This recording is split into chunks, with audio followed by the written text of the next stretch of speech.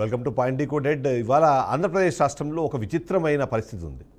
ఒకే విషయాన్ని వాళ్ళకు అనుకూలంగా రెండు అంశాలుగా మార్చి రెండు పార్టీలు వాటిని ఎలా చూపించే ప్రయత్నం చేస్తున్నాయో తెలుసుకుంటే మాత్రం నిజంగానే ఆశ్చర్యం అయితే కలుగుతుంది.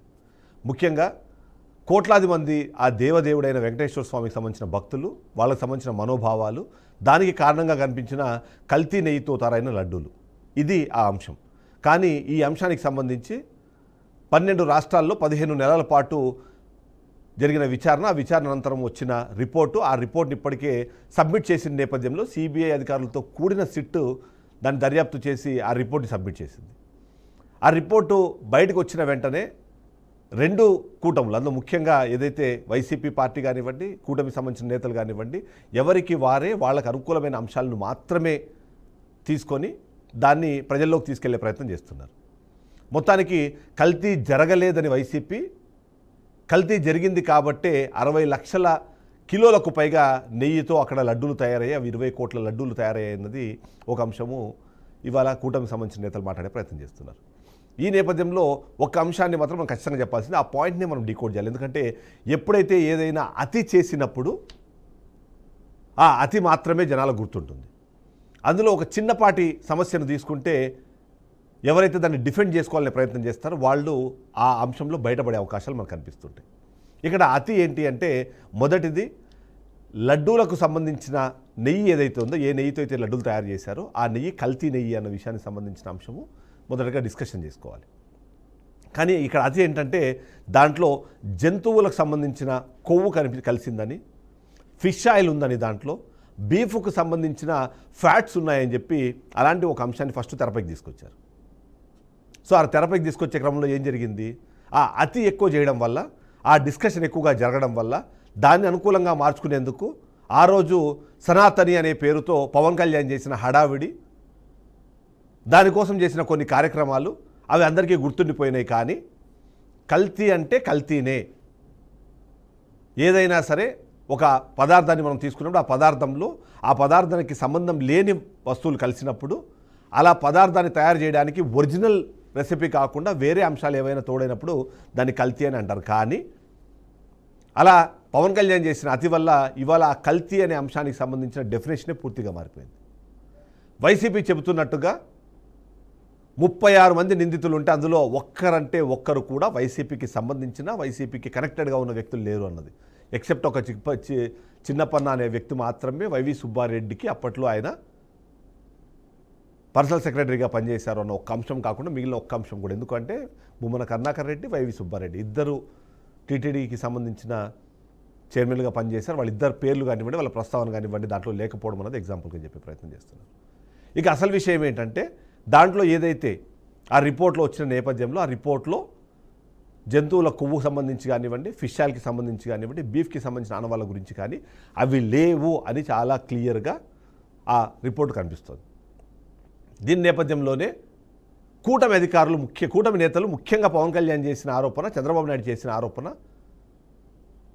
కడాకి జంతువుల కొవ్వుతో తయారు చేశారనే మాట, దాన్ని గ్లోరిఫై చేసేందుకు పవన్ కళ్యాణ్ యూజ్ చేసిన భాష, వీటిని మాత్రం ఇవాళ చూపించి, ఈ రిపోర్ట్ని చూపించి నిజంగానే జంతువుల కొవ్వు కానివ్వండి, ఫిష్ ఆయిల్ కానీ అవన్నీ లేవు కాబట్టి ఇక్కడ కల్తీ జరగలేదు అని సిట్ ఏదో రిపోర్ట్ ఇచ్చినట్టుగా వైసీపీ ప్రజెంట్ చేసుకునే ప్రయత్నం చేస్తుంది. ఆ చేసే ప్రయత్నాన్ని ఇవాళ ప్రజలు నమ్మే పరిస్థితి ఉంది. ఇక కల్తీ జరగలేదంటే కల్తీ జరిగింది, కానీ ఆ కల్తీ వీళ్ళు చెప్పినంత స్థాయిలో జరగలేదు. ఒక చిన్న ఎగ్జాంపుల్ మనం గుర్తుపెట్టుకుంటే, వైఎస్ జగన్మోహన్ రెడ్డి ఆదాయానికి మించి ఆస్తులు కలిగి ఉన్న అన్న కేసుకు సంబంధించి టీడీపీ పార్టీ అప్పట్లో చేసిన ఆరోపణలు 1,00,000 కోట్ల రూపాయల ప్రజాధనాన్ని ఆయన సంపాదించేశారు, 1,00,000 కోట్ల అక్రమాస్తులు ఆయన కలిగి ఉన్నారని చెప్పేసి చెప్పే ప్రయత్నం చేశారు. దానికి అనుగుణంగా సిబిఐ మొదటగా అంచనా ప్రకారం 43,000 కోట్ల రూపాయలకు సంబంధించిన అభియోగాలు చేస్తే ఫైనల్గా ఒక 1,300 కోట్ల రూపాయలకు సంబంధించిన ఆధారాలు మాత్రమే వాళ్ళు పట్టుకోగలిగారు. 1,300 కోట్ల రూపాయల అవినీతి కూడా, 1,300 కోట్ల రూపాయల అక్రమాస్తులు కూడా, అక్రమార్జన కూడా తప్పే. కానీ 1,00,000 కోట్లు అని 1,300 కోట్లు తేల్చేటప్పటికి దాన్ని ప్రజల్లో చాలా చిన్నగా దాన్ని చూసే ప్రయత్నం జరిగింది. దాని అనుకూలంగా మలుచుకునే ప్రయత్నం అప్పట్లో వైసీపీ చేసింది. దాని కారణంగానే 2019 ఎన్నికల సమయంలో అవినీతి అసలు జరగలేదేమో అని ప్రజలు భావించే స్థాయికి దాని గ్లోరిఫికేషన్ని తీసుకొచ్చేశారు. ప్రస్తుతము లడ్డూ కల్తీకి సంబంధించిన అంశం కూడా అదే స్థాయికి వెళ్ళిపోయింది. ఎందుకంటే జంతువుల కొవ్వుతో తయారైన దేవదేవుడి లడ్డు, అందులో 1,00,000 లడ్డూలు అయోధ్య రామ మందిరానికి పంపించారు. అప్పుడు తిన్న లడ్డూలన్నీ కూడా అలా జంతు కొవ్వుతో తయారు చేశారు అనే మాట మాట్లాడే ప్రయత్నంలో భాగంగా వాళ్ళు చేసిన ఆ వ్యాఖ్యలతో భాగంగా మనం చూస్తే ఇప్పుడు జరుగుతున్నది ఏంటి? అక్కడ పామాయిల్ సంబంధించిన లాడ్డు వాటిని మాత్రమే కలిపి ఒక కెమికల్ రియాక్షన్లో నెయ్యిని తయారు చేశారు. ఆ నెయ్యితో ఆ లడ్డూలు తయారు చేశారనే మాట చెప్పే ప్రయత్నంలో జంతువుల కొవ్వు నుంచి పామాయిల్ అనేటప్పటికీ జనాల్లో దాని మీద ఆలోచన విధానం కూడా మారిపోయింది. అంతేకాకుండా దాన్ని గ్లోరిఫై చేసి మాట్లాడిన నేపథ్యంలో ఇప్పుడు దీనికి సంబంధించిన డిస్కషన్ అనేది డిఫరెంట్గా వెళ్ళిపోతుంది. అందులో భాగంగా ఇవాళ మనం చూసిన వైసీపీ నాయకులందరూ కూడా చాలా క్లియర్గా, చాలా కేటగారికల్గా జంతు కొవ్వులకు సంబంధించి, ఫిష్ ఆయిల్కి సంబంధించిన అంశాలని మాత్రమే మాట్లాడుతున్నారు. మిగిలిన వాటికి సంబంధించిన అంశాలని పెద్దగా డిస్కస్ చేసే ప్రయత్నం చేయట్లేదు. మీరు ఇప్పుడు అక్కడ చూస్తున్న విజువల్స్లో కూడా ఏ అలిపిరి మెట్లయితే కడిగి పవన్ కళ్యాణ్ అతిపెద్ద అత్యాచారం జరిగింది అని చెప్పారో అదే అలిపిరి మెట్ల దగ్గరికి వెళ్ళి వైసీపీకి సంబంధించిన కొద్దిమంది నాయకులు మరి అవే మెట్లను కడిగి దేవుడు మా వైపే ఉన్నాడు, ఎలాంటి అసత్య ప్రచారాలు అయితే చేశారో అసత్య ప్రచారాలన్నిటికీ కూడా ఇప్పుడు ఒక ఫుల్ స్టాప్ పడింది. అందులో భాగంగానే జంతు కొవ్వు కానివ్వండి, ఫిష్ ఆయిల్ కానివ్వండి, బీఫ్కు సంబంధించిన ఎలాంటి ఆనవాళ్ళు లేవని చెప్పి రిపోర్ట్లో వచ్చిందన్న అంశాన్ని అక్కడ చెప్పే ప్రయత్నం చేస్తున్నారు. ఇక్కడ వరకు ఆపేస్తున్నారు. దాని తర్వాత జరిగిన కల్తీ కానివ్వండి, పామాయిల్తో నెయ్యి తయారు చేశారు, దాని ద్వారా 250 కోట్ల రూపాయల నష్టం జరిగింది లేదా ఒకరి జేబుల్లోకి వెళ్ళిపోయిందన్న అంశం ఏదైతుందో దాన్ని మాత్రం వాళ్ళు డిస్కస్ చేయట్లేదు. దీనికి అవకాశం కల్పించింది ఎవరు? ఖచ్చితంగా మొదటగా ఆ విషయంలో చంద్రబాబు నాయుడు మొదటి ముద్ద అయితే రెండో ముద్ద పవన్ కళ్యాణ్. కేవలం కల్తీ జరిగింది కొన్ని ఫారిన్ ఎలిమెంట్స్ అన్నవి. ఫారిన్ ఎలిమెంట్స్ అనే దాంట్లో వాళ్ళు కేటగిరీగా చెప్పేటప్పుడు అది అయ్యి ఉండే అవకాశం ఉంది అని చెప్పే మాటల్లో జంతు కొవ్వుతో తయారు చేసే అవకాశం ఉంది, అందులో ఫిష్ ఆయిల్ కలిసి ఉండే అవకాశం ఉంది, లేదా బీఫ్కు సంబంధించిన కొన్ని అంశాలు దాంట్లో కలిసి ఉండే అవకాశం ఉంది అన్న పదాన్ని తీసుకొని అది జరిగిపోయింది అన్నట్టుగా ఒక స్టేట్మెంట్ ఇచ్చేశారు.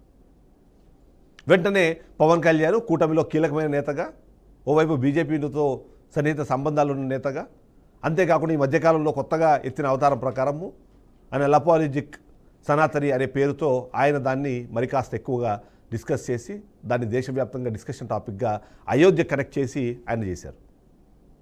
ఇప్పుడు దాని కారణంగా ఏమవుతోంది అంటే జరిగిన కల్తీ నిజమే, కానీ వీళ్ళు చెప్పినట్టుగా కల్తీ జరగలేదు కాబట్టి ప్రస్తుతానికైతే దేవదేవుడు మా వైపే ఉన్నాడు, మా తప్పు లేదు అని తేలింది అనే మాట మాట్లాడుతుంది. దానికి ఇంకో కనెక్షన్ కూడా ఉంది. ఏంటి? నేను చెప్పినట్టుగా 36 మంది నిందితులను చూస్తే ఆ నిందితుల్లో టీటీడీకి సంబంధించిన ఉద్యోగులు ఉన్నారు, మాజీ ఉద్యోగులు ఉన్నారు, ఆ రిపోర్ట్స్ తయారు చేసే వాళ్ళు ఉన్నారు, డైరీ ఫామ్కి సంబంధించిన వాళ్ళు ఉన్నారు, వాళ్ళ మధ్యలో మీడియేటర్లు ఉన్నారు, దీన్ని మొత్తాన్ని ఆర్గనైజ్ చేసిన కొద్దిమంది బ్రోకర్లు ఉన్నారు.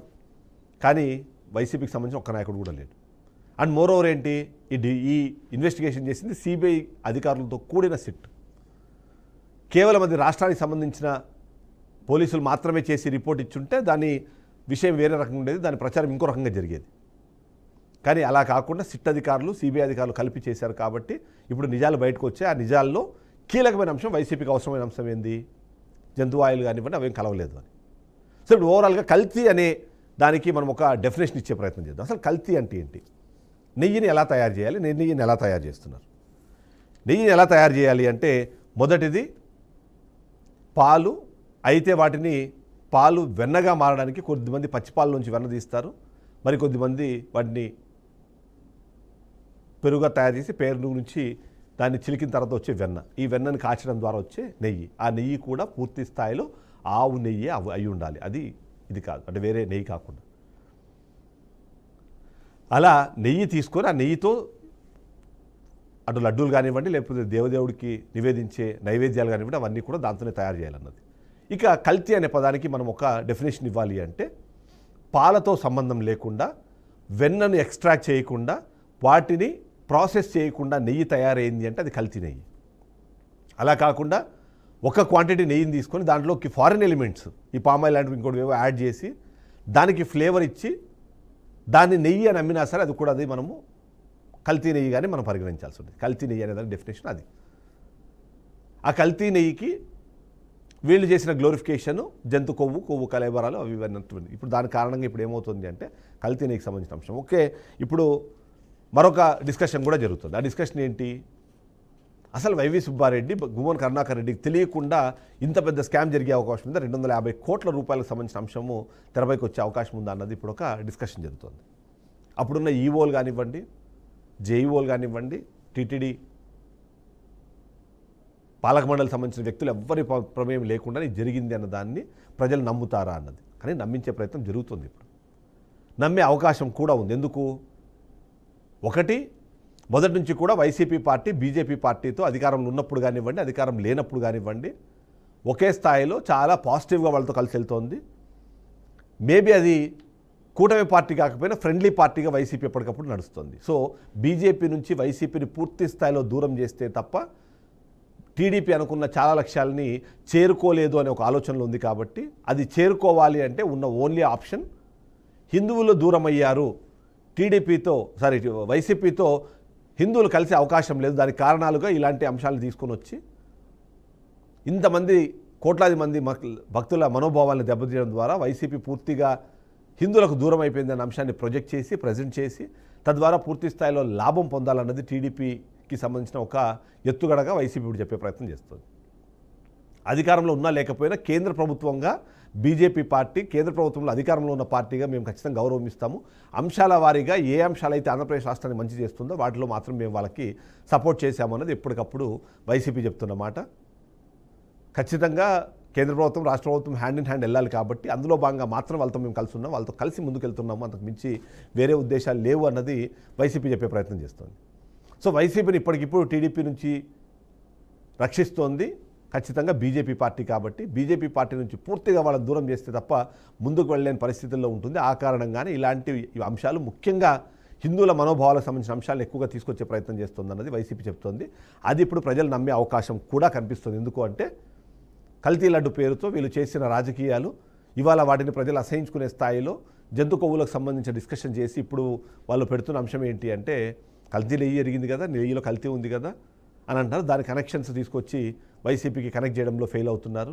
అంతేకాకుండా బోలే బాబా డైరీ, అంతకుముందు హర్ష డైరీ అనే పేరుతో ఉండేది, దానికి అనుమతినిచ్చింది, దాన్ని టీటీలోకి తీసుకొచ్చిందే ఎప్పుడైతే టీడీపీ అధికారంలో ఉందో వాళ్ళకి సంబంధించిన నేతలు ఎప్పుడైతే దానికి ఉన్నారో, చైర్మన్గా కానివ్వండి, పాలక మండలిగా ఉన్నారో, ఆ టైంలో వచ్చిన ఒక కంపెనీగా చూపించి వాళ్ళు పూర్తి స్థాయిలో బయటపడే ప్రయత్నం చేస్తున్నారు. సో ఓవరాల్గా చూస్తే మాత్రం ప్రజల మనోభావాలు, భక్తుల మనోభావాలు, రాజకీయాలు వీటన్నిటి మధ్యలో లడ్డు చితికిపోయింది, వెంకటేశ్వర స్వామి అభాస్పాలయ్యారన్నది మాత్రం ప్రజలు నమ్ముతున్నారు. ఓవరాల్గా చూస్తే మాత్రం అదే మనకి ఇప్పుడు ఇష్యూగా కనిపిస్తుంది.